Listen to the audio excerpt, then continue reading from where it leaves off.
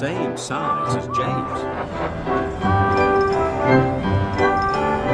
He can pull carriages and push trucks.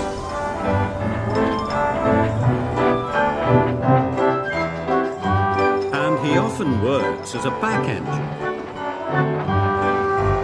But Edward is old and not as strong as the other engines, so sometimes Edward feels left out. The Duke and Duchess of Boxford came to visit their new summer house. They came on their own private engine called Spencer. Spencer is big and silver and very fast. When Spencer pulled into Knapford, his driver had exciting news for him. You have beaten Gordon's record, he said. Of course, boasted Spencer. I'm faster and finer than all the engines on Sodor put together. The Fat Controller's engines were very cross, 스펜서는 은빛 허풍선이 같아. sniffed Gordon, and everyone agreed. The Fat Controller spoke to the engines. Spencer will take the Duke and Duchess to their summer house. Another engine will take their furniture. The Fat Controller's engines saw their chance for a race. Please, sir? Said Thomas, Percy, Gordon and James all together. May I go? You have other work to do. Boomed the Fat Controller. Edward will take the furniture. James and Gordon groaned. 급행 기관차가 할 일인데 후진 기관차를 보내주다니. Sniffed Gordon. I'll lose the race and let the whole railway down. Thomas and Percy were cross. Edward was their friend. Spencer has a big boiler, said Thomas. But that means more hot air. And then our steam engine can beat a body buffer any day, added Percy. Edward set off, slow and steady. Will do my best. Will do my best.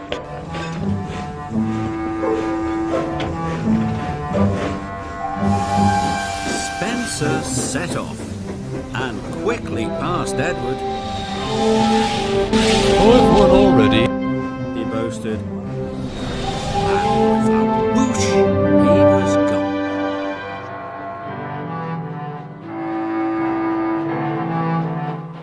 Edward came to the bottom of a steep hill. The freight was heavy and he felt very tired.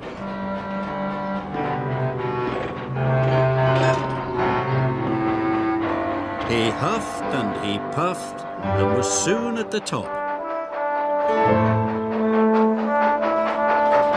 He could see Spencer in the distance and set chase at once. Edward raced down the hill. Spencer stopped at Wellsworth Station. The Duke and Duchess wanted to buy some tea and cakes from the refreshment lady. Edward teetered into view. Hurry, old boy. Laughed Spencer. Can't have you finishing too far behind me. Edward wished he could have a rest too.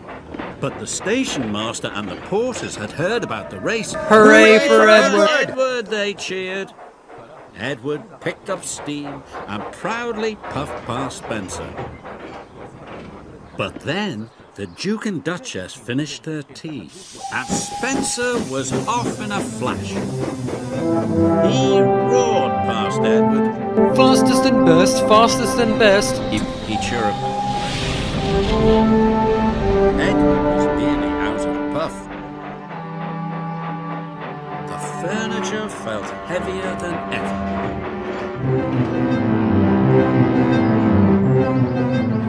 Up ahead, Spencer had to stop. The Duke wanted to take some photographs of the countryside. The Duke set up his camera. Spencer closed his eyes. Nothing to worry about, he said lazily.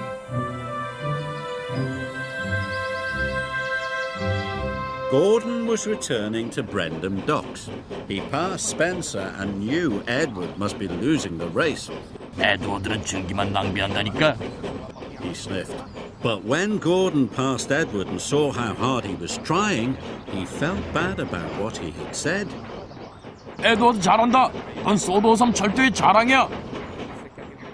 Edward was so happy his boiler tingled. He found puff he never knew he had. The Duke and Duchess had finished taking photographs and were back on board. Time to go! Said his driver and rang the bell. But nothing happened. Spencer was dreaming of victory.